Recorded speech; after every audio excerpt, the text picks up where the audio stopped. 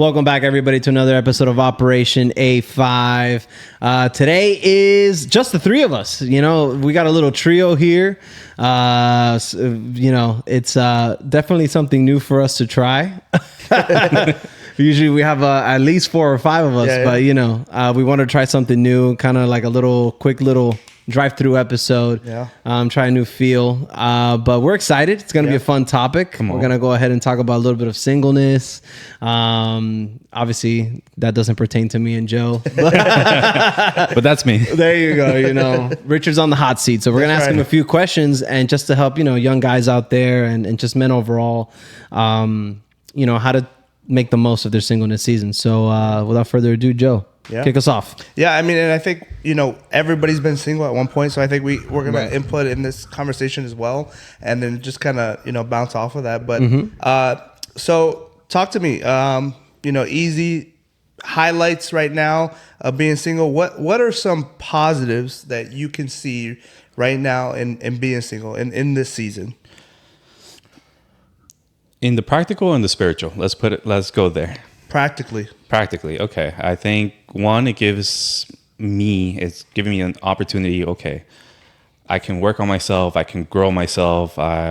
Just focus on my responsibilities and how do I steward my finances, my, obviously my home. Right. So those are all things that it's the practice that will eventually lead to the marriage when you have to do those things. And you guys can, know about that. So, but I think it starts now. It's like how we used to say it at church all the time. It's like, let's practice like how we want to play. Yeah.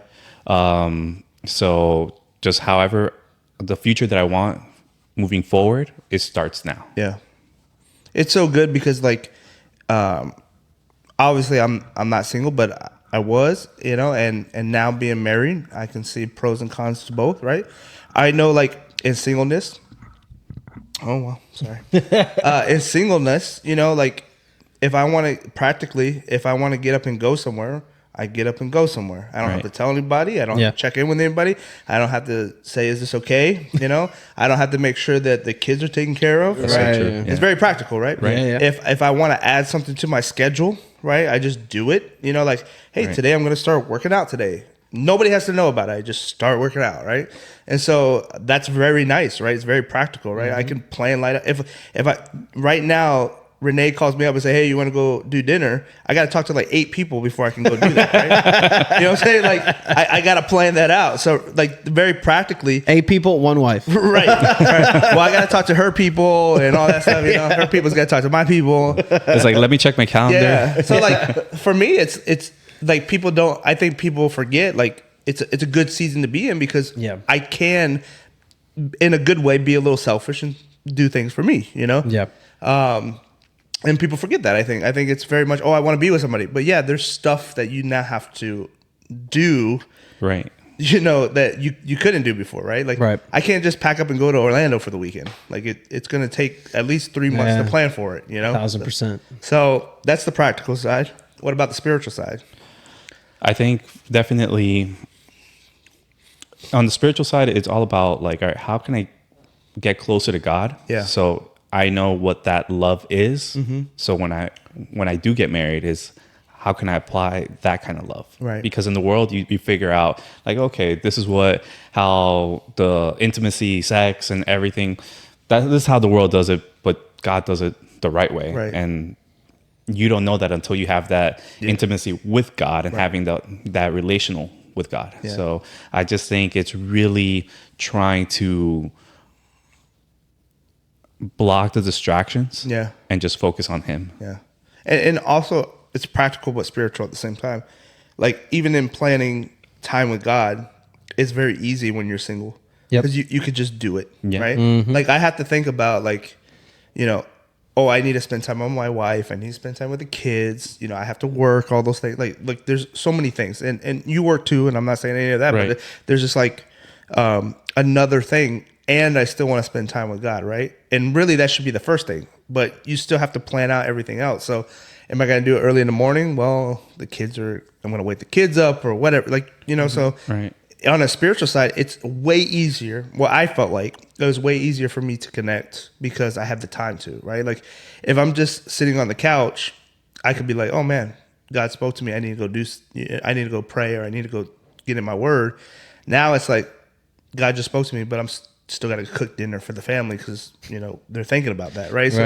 So I felt like it was easier to connect. And if people would just understand that in this season is a beautiful season. Yeah, right? Absolutely. And enjoy the season that God's put you in, Yeah. And I think also for me, it's what an opportunity, because like we were talking about ministry, right? And just the different hats, like for example, you guys that are wearing into this upcoming season, but it's a lot. It's a lot as a father. It's a lot as a husband. Sure. And for me in my season, it's like, yeah, I'm sure it would be a lot because, again, I have my job going on and I have other things going on in my life. Right. But I'm available. It's like, hey, put me in, coach. Right. I'm ready. Yeah. So that's also a blessing that if that presents itself, I'm also available. So, and like you guys, I think you have to know how to prioritize. Like, okay, I need to make sure that things at home are A-okay before I can even think about doing anything for the Lord ministry wise. Right. Yeah. Because marriage is our first ministry. Correct. And it's funny because you brought it up the other day when we were at the gym. You were like, man, I've seen that through you, how just by living with your wife, you're not spending quality time. Because he noticed that, I tell him all the time, like, hey man, I'm sorry, but like, for example, this week, right? This is the week before we go to Guatemala on our missions trip. He asked me, hey, we're going to go to the gym this week. I'm like, I can't, dude. Like Monday, I have, Monday and Wednesday are the only days I get to be with my wife. Right. I have to, spend time with her because then it's a full week of pouring out and being surrounded with people. Right. There's not going to be any quality time her and I are going to have in Guatemala at all, because we're going to be surrounded by people all the time. And then, either doing stuff for the podcast, recording today, recording tomorrow, and other things, working on other things, whatever I might be doing extracurricular. Mm-hmm. So yeah, to Joe's point, it's hard because you have split interests. Yeah. Once you get married, once you get into a relationship, you have split interests. Because the second that me and my wife started dating, it was a little harder, to spend time with God. Because now you have to obviously you love God first, your wife, and then everything else, right? Yeah. But you have to prioritize her, you know? And it's like, I have to be intentional. I'm pursuing her. I want to make sure that I'm a good boyfriend at the time, right? And I want to make sure I'm a great husband now. And a lot of that takes a lot of time management, Yeah. So, yeah. And I think also you realize, man, I can love ministry. I can love being with my friends. I can love so many things, but it looks so much different the way I love my wife. Yeah. Right. At least that's from the outside looking in. 1,000%. Yeah, because the Bible's clear. Love your wife as Christ loves the church. Yeah. The Bible doesn't say love your friends as Christ loves the church. Well, I guess the only similarity there is laying down your life, right? Because the Bible says no greater love for a friend than one who lays down his life. But yeah, it is very different. The love you have for ministry and the church and his bride is a completely different love you have for your bride. Yeah. And that's something that I'm currently still, growing into. Right. It's not easy. Marriage isn't for the weak. I always tell you, I'm like, you want to get married? Yeah. Learn from, learn from Joe. He's been at it he's got a longer career than I do. It's true. And I think everything has up to this point in singleness has been like, all right, you don't even have to say anything. Just watch and learn. Yeah. Right. Like learn from Renee, learn from Joe, learn from these married men that have I'm sure that they've had their battles and their struggles like we all are going to have. Yep. But just learn. So if and when those times come in your relationship, in your marriage, you know how to navigate as opposed to, I didn't know. Right. Correct. I have a question for you, bro. What do you feel, I guess in lieu of all of this, right? The struggles, marriage, right? Like to spend time intentional with your spouse. But what are some struggles that you feel you have as a single man in the city that we live in? Yeah. Because that's a big factor, right? The city that we live in, the demographic here. Like, what are some struggles that you feel you have as a single man right now? Okay. And how do you navigate? And how do you navigate them? How do you navigate? Hey, Renee, can you stand here for me and, block my side of view? Those are just some things that are practical. Like when we're at the gym, right? We've shared it on the podcast, and sometimes we kind of have to block our sights. Just like your sensor. Exactly. Just because Renee, you said it so good at one episode. It's like the eyes are like the windows to the heart. Like, so, I'm probably not saying it right, but along those lines, it's like, so what I'm looking at does matter. Yeah. And, if you want to get, when the word says, like, if you've even looked at a woman in a lustful way, like you've already committed sin in your heart. So just trying to do the best that I can to not fall into that habit. And that make it normal, because the world sees it. Oh man, look at that girl! Look, right. And so but they don't know any better. And now that I've been on my walk and trying to better myself and live a righteous life, I do know better. So it's like protect myself. Yeah. Yeah. I think if you're dating, you're in the single season, right, the Christian way, right? It's good practice for being married, right? Because if you can, because women, I think you said this before a bunch of times, like women don't get uglier when you get married. Right. They're still just as beautiful. Right. There are going to be times where I'm going to be away from my wife, and if I can't sustain from sex single, right, and do it that way, how am I going to sustain sex when I'm with my wife and I'm away from her? Right. Like if I'm on a business trip, right, like I have to be able to have the self-control, thank you, to do it now, and it's practice for when I'm married, because life doesn't get easier when you're married, right? It actually becomes more difficult because now you've entered another factor into it. And it's good practice, right? So I mean, what's your take on that? Because I think you feel the same way, right? Like, absolutely. I know, like when you mentioned about like traveling and stuff like that. Right. I remember the Orlando trip that I did by myself, and I thought it was just a disconnect and just gonna, hey, cool, just gonna have a good time. That's just another city. Yes, right. So it's like the same state. It's 4-hour drive, a few hours away, and then cool. But even then, it's like, man, I have temptation here, and it would be so easy, because if I wanted to just keep it to myself and lie, I'll do what I want to do, but in my heart it's like I don't want to live this way. I think one of the biggest things of singleness in this stage of my life, it's I don't want to waste more time. I really do appreciate that I'm never going to get my time back, and I make it sound like I'm real old, right? At age, but time is currency, man. At age 33, it's like I still have a full future ahead, full of health. I want to maximize it, and me just slipping and being with women that there's no future with, it's like dead end streets. And it's like, all right, this is just a waste of time. Yeah, that's good, man. Can you unpack that? Can you go a little further on that? I feel like you have something there. I mean, no, I think it's just simple. It's me, as I think I've shared it with you, Renee. It's like, as a Christian man, I want a woman that has a heart for the Lord.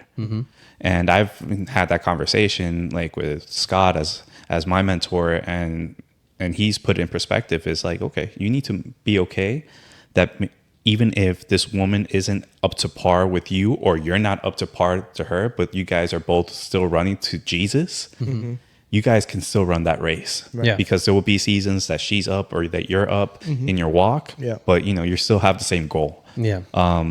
I didn't realize it until you put that in perspective, because it was like, okay, who's someone that can match me or be at my level, or that it's right there. And that was, it doesn't necessarily have to be that way. Right. Correct. It's, remember I told you this a while ago, like your standard and your preferences, right? The standard is you want a God-fearing woman. You want a woman who's devout to the Lord, who loves the Lord, serves the Lord. But, then we have our preferences, right? She's got to have a body type, right? Or a specific body type, specific hair color, this and that. All the thing, everybody has a type, right? We all have a type. but sometimes Mike Todd, and I know this is controversial, but Mike Todd, he did a sermon once, and it was one of his relationship goals where he said, "Rip up your list," and it was rip up your list of the things that you want them to be 6 foot tall, and a Fortune 500 company owner, and then for guys you want her to have the all curves no breaks, and whatever, that she's a beautiful girl, right? But the thing is, what if the woman or the spouse, right, that God has for you doesn't meet all your preferences, but is spot on with the standard, right?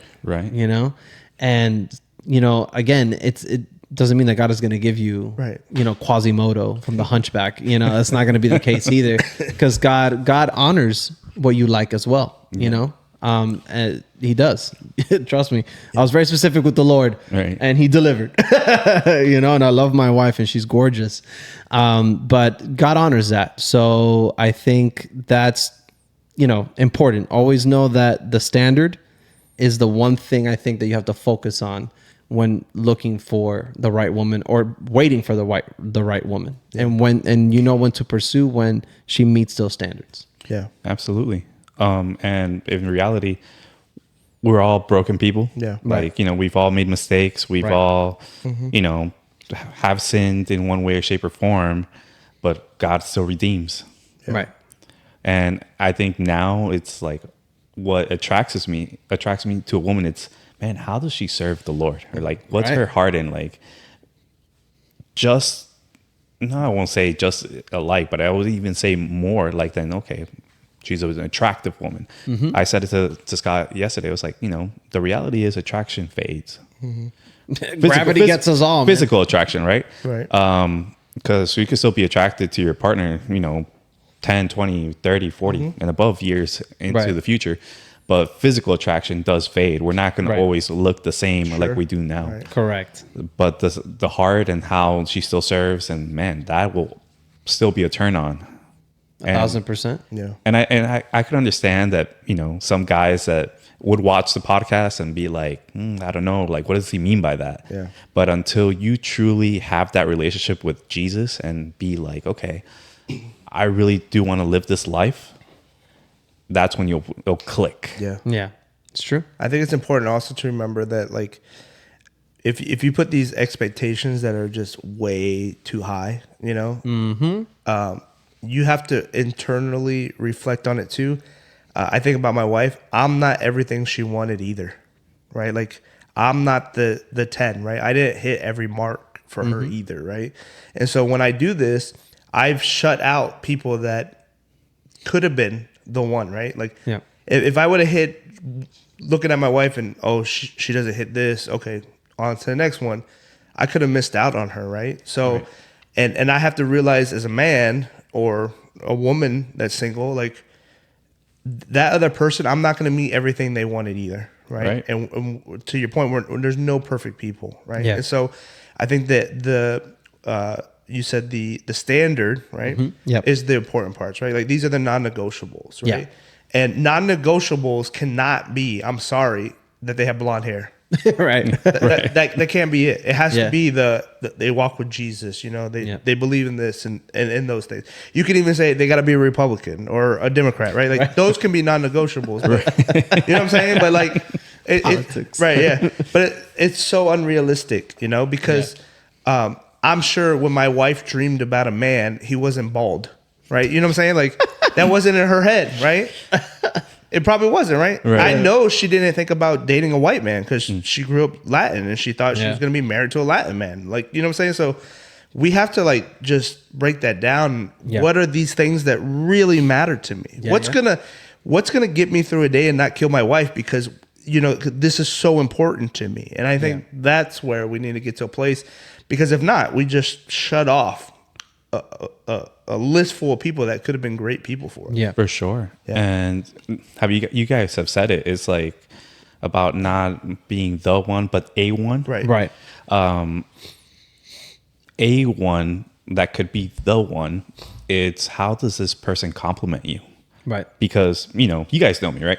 Like, I have weaknesses, just like we all have weaknesses. Or a woman that will be a good partner for me, will be a compliment even in those weaknesses. Right. So going back to Adam and Eve, Right. I will give them a helper. Right. That, steward and handle all the responsibilities in the garden. Like that was the initial thought process of when God created Eve. Yeah. So how does this woman help me in my walk for whatever God wants to use me? Yeah. That's true. Yeah, that's good, man. That's true. Do you have another question? No, I mean, I guess I'll ask you this. What are some takeaways you took from your single season that you took into your marriage? Oh, me? Yeah. Sorry, I was looking at the next question. No. Some takeaways that... What are some positives? Like, From what? From my singleness into my marriage? Yeah, like either it helped or it benefited. I learned something, because what I think people, and I think you've mentioned this, is like people want to rush through their single season to find that person, and they forget to take that season and truly learn or build or this or like I think I've talked about this before, even on this podcast, but I think it's like, I feel like I didn't truly find who I am or know who I was before I got married. Like, what do I enjoy? And so when you're single, those are the times to figure out what kind of music do I like? What do I like to do? And all those things. So maybe what's something that you felt like you kind of figured yourself out? If that makes sense. Yeah, I'm trying to think of a few things. So for sure, my mentality in my single season was I was very intentional with God, right? That was first and foremost. I was a prodigal, so when I came back, I was like straight on, dove into the deep end with Jesus, and I was like, I need to change, I need to grow, be different, because I had come out of a breakup, nasty breakup, a lot of heartbreak for me. So I was like, I never want to experience this again. And I told God, the next girl that I date is gonna be my wife. Yeah. I was like, I don't want to go through this again. I don't want to be heartbroken. Not in this area, right? Because obviously, yes, people pass, things happen in life. Heartbreak is inevitable. But in the love department and the partner department and the spouse, I'm like, I never want to experience this again. So I did that. I told the Lord, I was like, I'll be single for, I didn't say it, but I kind of like internally, I was like, you know what? I need to be single for at least a year, so I can really spend time with God and all that stuff.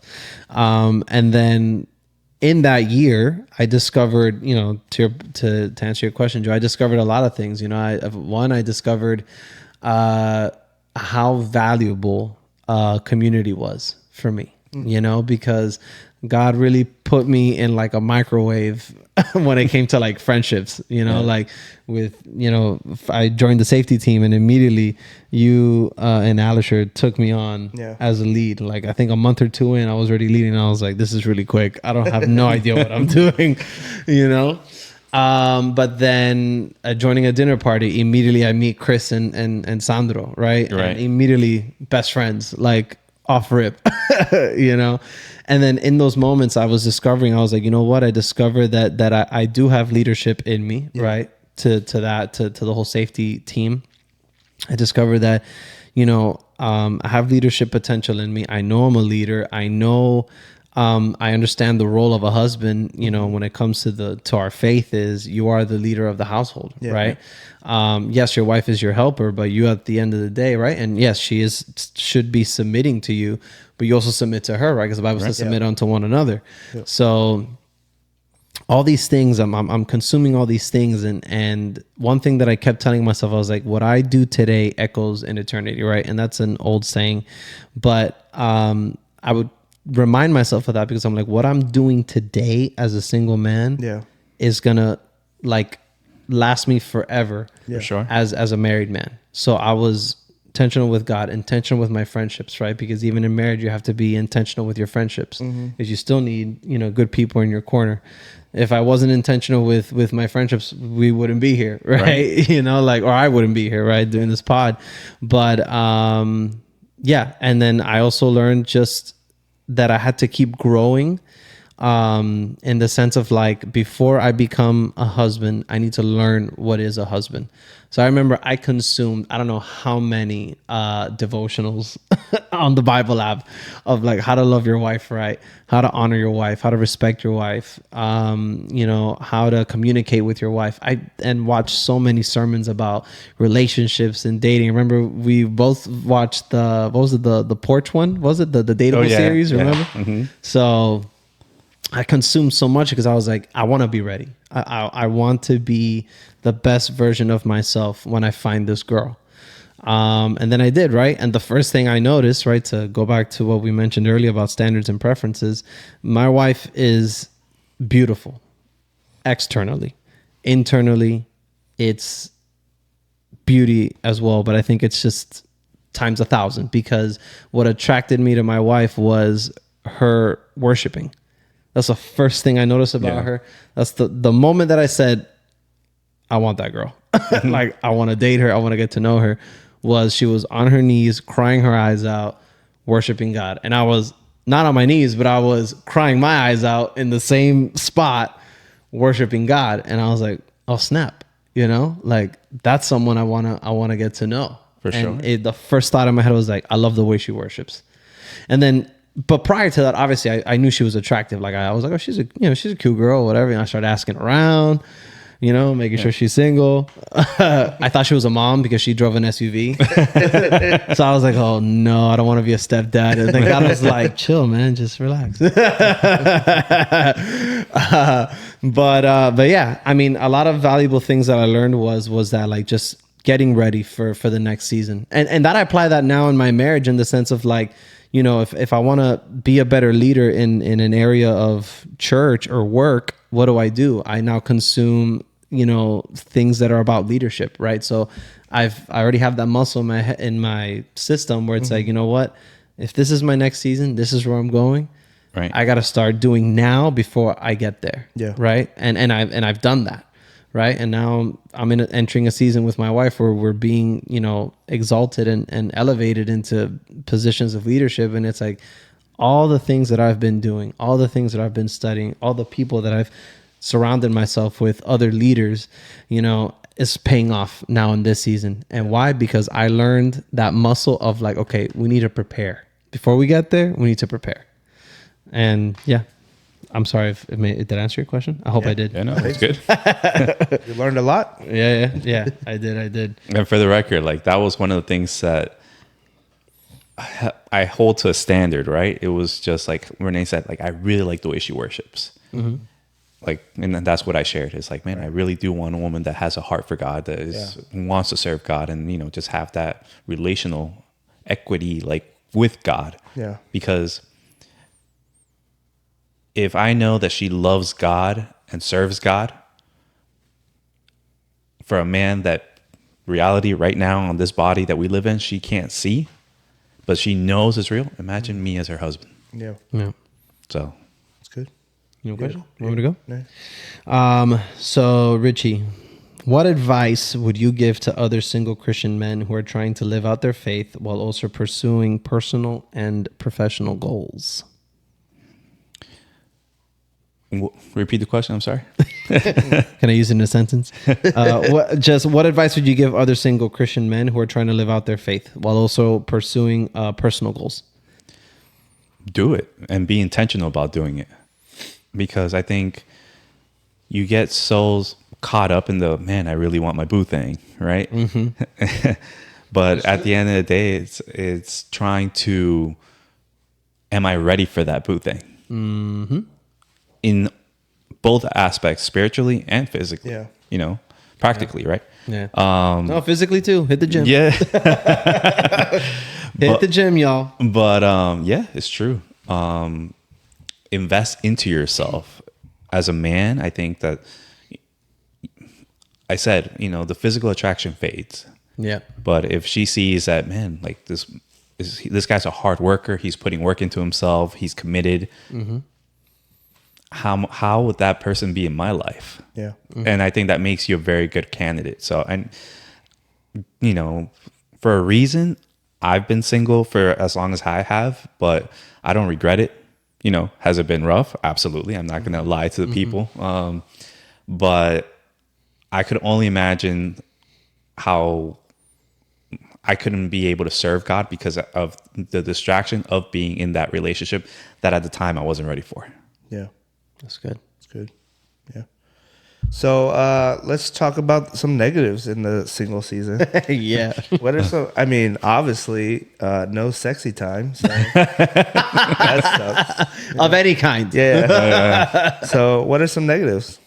Well, I think that those moments that you don't keep yourself occupied, Yeah. Yeah. it does, suck. And Yeah. it's like, oh man, I'm alone. I have nobody. Nobody wants me. You start like thinking. Those are real thoughts. Those are real thoughts. Oh, so lonely. Yeah. But it's true. Like if you don't keep yourself so like busy, then those thoughts just creep up. Yeah. Yeah. And again, that's why Renee and I will hit the gym. Yeah. And I even told him before he got married, it's like, look, it's great that we're doing this and I'm up for it as long as you want to. But I recognize that once you're married, it's not going to look the same. Sure. And that's okay. That's a reality. But yeah, I think, also kind of like, I love Renee and Iris because we do a lot of like, stuff together, but the third wheel thing, right? They've never treated me like, oh, okay, I'm the third wheel, Right. but that is that. Am I the third wheel here? Yeah. And I wish I could Get say, ready because now I am.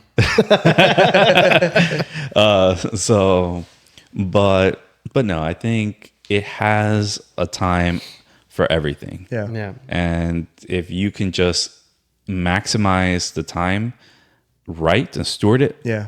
you'll understand why you went through what you went through and how it finally gets you to that relationship, that boo thing, your wife. Yeah. So It's good too, though, because I think even in marriage, sometimes you can feel alone.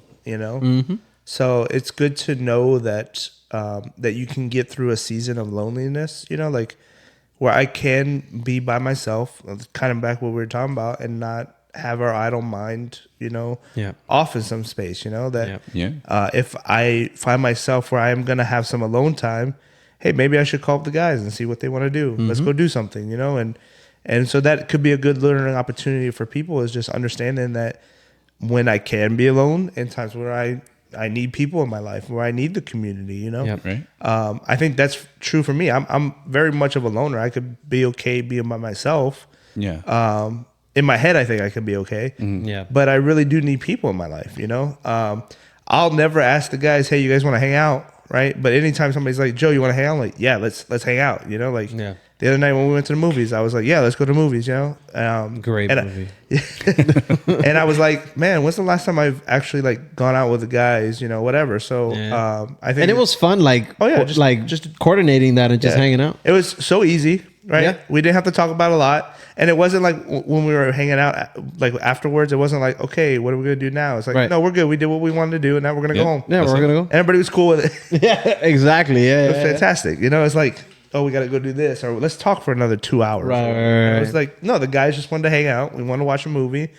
I got my icy. You got your icy, and we're good. Like we did what we wanted to do. So yeah, man. But yeah, I mean, yes, it can feel lonely, and it is a negative, right? Yeah. But learning from that season, I think, is very positive. From that. So And in reality, you just need to talk yourself out of it. Like, all right, what do I need to do about it? So I'm not. Yeah, I'm lonely, but it doesn't mean that I don't have nothing to do in my life. Yeah. But I'll share this part, like from you guys and the married men in our group, and it's because again, I've been witnessing so many marriages within these last 2 years. But something in a relationship that I didn't understand fully before, it was the value of communication. yeah, Man, you got to communicate about everything. Little thing. Everything. And whenever you think you're good at communicating, God reminds you suck. Yeah. Okay. You're like, yes, sir, you're right. I do. You get humbled real quick. Oh yeah. But no, it's just having those conversations and knowing that they're okay. Yeah. Right. Before, I think in the relationship, when I was doing it the wrong way, I was just doing and not communicating, expressing myself. Right. Like, I'm needing this, or I'm like, I don't like that we can't do this. Right.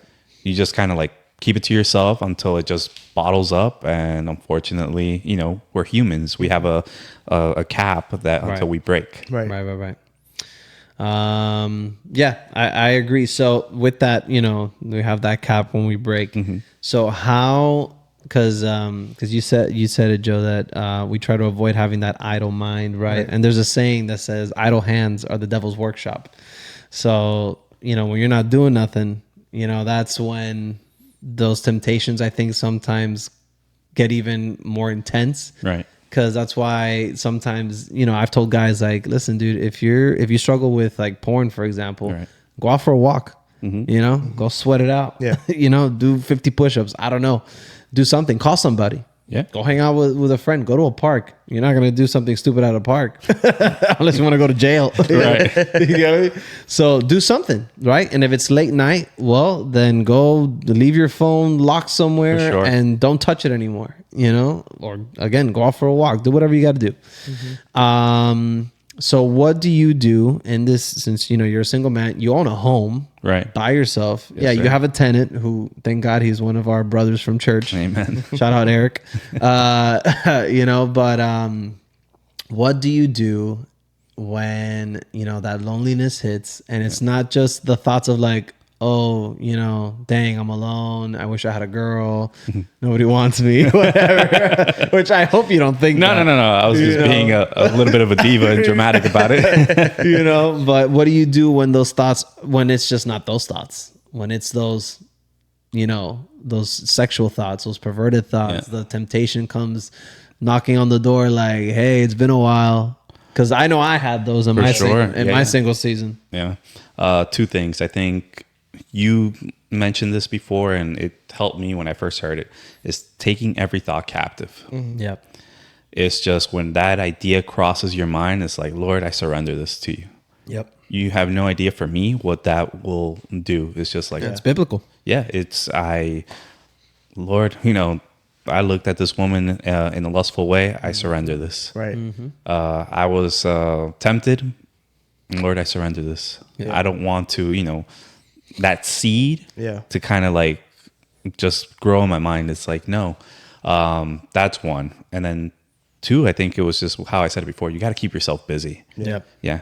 And know, like, whatever it is that causes you to stumble is create some distance. If you got to leave your phone in the kitchen and go to your room, then do that. You know, but whatever is going to take for you to not fall into those habits. Yeah. I mean, I you know, I'm a gamer, so I game. So there was a season where I couldn't have my phone next to me while I would game, because while the loading screen was going on, like if I'm waiting for the lobby to open up and I'm waiting to go into a match, right, I'm looking at stuff I'm not supposed to. For sure. So for a season, I had to leave my phone in the room, be outside in the living room, you know, boom, do my stuff, keep myself occupied. Right. And when it was time for bed, go straight to bed. Don't even touch the phone. Yeah. So. Even we've told, I don't know if I should say it. No, I think he'll be okay. Chris, about like purging your IG, like, like just making sure, like, all right, if unfollowing, filter out like those things that, you know, that is causing you to kind of like, oh, let me check this out. One of the first things I did when I came back to the Lord was I had to unfollow so many people. So many people, not just girls, but even guys, because, you know, some of my boys from like high school, you know, their girlfriends are gorgeous, you know, but then they post them all the time on vacation in swimwear. And I'm like, all right, well, dude, I don't need to look at your girlfriend that way. So I'm going to have to unfollow you, you know? And so, yeah, that's very, very good practical tip. I agree. And for me, it was like, okay, cool. Like, who do I want to be associated with? Yeah. It's like, all right, men of God that are doing the same walk, and then build that community. Yeah. Who are your brothers in the trenches is very important. Yeah, for sure. Yeah. I thought you were gonna ask me who are your brothers. Like, you guys are my brothers. I was saying, like, to a single guy, I would say that, like, man, look for quality men to have in your life. You know, not just older men, but guys your same age, because I think sometimes maybe like that single guy Christian, like they just want to be around like that older guy, like, oh, they already went through it. It's like, yeah, but you need guys that are kind of going through it with you, right? Because you need to lock arms sometimes and be like, that older dude is gonna pull you out, but you need those guys that are gonna be with you side by side, like, hey man, we can get through this. Yeah, I've shared it with you. It's just, if life is a battlefield type of thing, sounds like a song. I don't know if I've heard it. But you want your brothers that are going to like carry you out. Now, I do think that when we bleed, we should bleed up and not down. Yeah. So we should always seek, wisdom and wise counsel. Sure. And those, we have to have certain people like that we can go up to. It's like, hey, I'm struggling with this. Right. Yeah. And then my brothers are my accountability. It's like, hey, look, I'm really struggling with this. So when we go in here, I need you to kind of like just watch me and hold me accountable to this. Right. Which is what we do at the gym. That's what you said earlier. Yeah. Like we block each other sometimes, because it's like, hey man, I'm here trying to do chest flies. Yeah. But there's something over there I need you to get in front of, Yeah. So we just block each other. It's like that 5:30 gym time. I'm like, no, it's not. You gotta go in time. there like a racehorse. Yeah. Just go straight to where you gotta go. But I think we could wrap it up here. Yeah. I think it was pretty good. It was good. Yeah, I liked it. Yeah. I liked it. Yeah. Short, sweet. Yeah. I think it was pretty very helpful. Practical. Yeah. Very practical. Mm-hmm. Very helpful. Yeah. All right. I think this is gonna be a new thing every once in a while. Yeah. I love it. Yeah, awesome. All righty, y'all. Make sure you like, share, comment, subscribe. Tell somebody about this video. Until next time. Peace.